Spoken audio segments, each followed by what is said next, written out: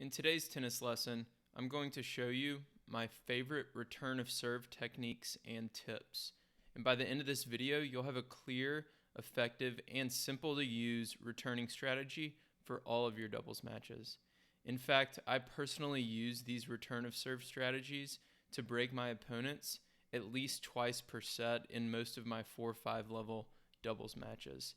Serving is my weakness as a doubles player, so I really rely on these return strategies to stay in and win matches.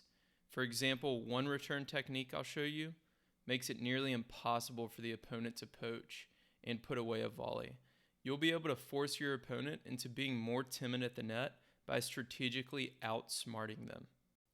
The first technique is to attack the backhand volley of the opponent. This strategy is best done from the ad side, and it works because for most players, their backhand volley is the weaker volley. Aim your return just to the left of the center net strap, to the net player's backhand volley. If you hit a good return, you'll usually make the net player jab at the ball and miss.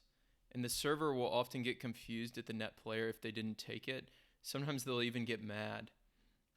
If the server's ready, they won't have any angles to work with, and they'll have to avoid hitting their own net player in the back while still trying to keep it cross court. The second return of serve technique is the down the line jammer.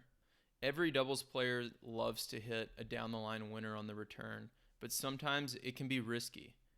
Down the line jammer is done best on the deuce side, and instead of going for the winner down the alley, which is a low percentage shot, you go at the net player's backhand volley to jam them. It increases your chances of making the return and gives the net player a difficult backhand volley that they probably can't do much with. Do this on the second serve and tell your partner before so that they can pinch and be ready for a weak volley. Next is the down the line screamer. Now this is everybody's favorite shot. This is the risky version of the down the line jammer. It works best from the ad side if you can get a second serve. Now, I say it works best from the ad side, but keep in mind if you're playing a left-handed player, a lot of this is reversed.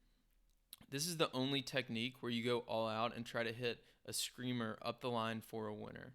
I typically only recommend this technique if you have a really weak second serve to attack and you're feeling really confident in your forehand or whatever your stronger shot is. I don't ever like to do this early in the match, and generally the better strategy is to go with the backhand volley I described in my first tip, but it's okay to go for this a few times per match. Next is actually my favorite return strategy. It's really simple, but incredibly effective when executed right. All you have to do is hit it at the middle net strap. I learned this from my college tennis coach, and it works so well because it's a high percentage return that's effective no matter what the opponent does. Hitting it at the middle net strap is the lowest part of the net, it's cross court, so it's the longest part of the court, and it takes away the opponent's angles. If they poach, they're going to have a really difficult volley, especially if you can keep it low.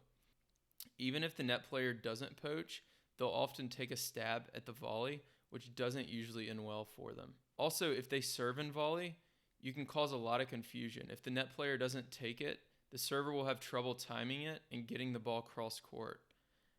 I like to hit over half of my returns over the center net strap. Next is actually the most boring, but one of the most effective of all my return tips, the deep cross-court return. This works best against more conservative doubles teams. If the server serves and stays back at the baseline and the net player is not very aggressive, use this strategy. It'll get the opponent on their heels and give your team control of the point immediately. Aim for the deepest part of the court so you have more room to miss long, and as you see your opponent go back on your heels, be ready to attack the next shot, not only from the net, but as the returner as well. The sixth return technique is the chip return. This is effective against a variety of teams. It takes away time for the opponent to poach, and the server will have trouble timing the serve and volley.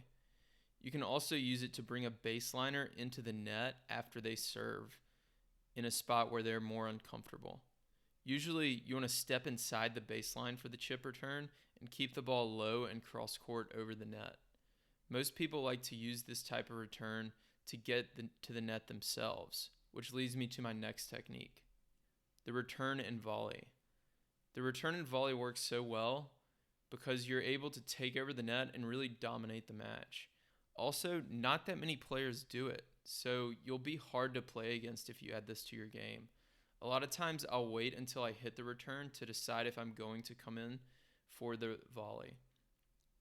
If I hit a good low return that the opponent will pop up, or a deep return that gets the server on their heels, I'll come in. If I don't hit it so well, I'll stay back to give myself more time for the next shot. Number 8 is the return and poach. Again, not that many teams do this, and you can force a lot of misses by the opponent. As the returner, your goal is to hit a low return at the middle net strap like we talked about earlier. If you're playing a serve and volley team especially, this is effective. If the server is a baseliner, hit a good deep return closer to the middle of the court, or at least to the opponent's weaker side. You really have to test early in the match to see what works best. When you move across as the poacher, the opponent will often try to redirect their shot down the line or hit an even wider and more difficult cross-court shot. This is where they often miss.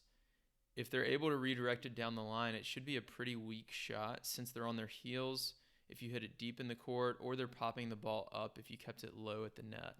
So your partner should be able to run it down and cover the alley for you. Now, I personally don't use this next return of serve strategy, but I've had it used against me, so I know it works. And that's the lob return. This works really well against aggressive net players who like to hug the net. Keep in mind, however, that you should lob it over the backhand side of the net player if you can, just in case you leave it short. They'll have a lot more trouble with a backhand overhead than a forehand one. If you learned a new return tip from this video, make sure you subscribe to the Tennis Tribe YouTube channel below. And if you want more doubles tips and strategies, then visit my website, thetennistribe.com. Enter your email on the homepage to get my weekly doubles newsletter. And one last thing, are there any return of serve tips that I left out? If so, comment below and tell me what they are. And if you can't think of any, comment below and tell me which of my 9 return tips was your favorite.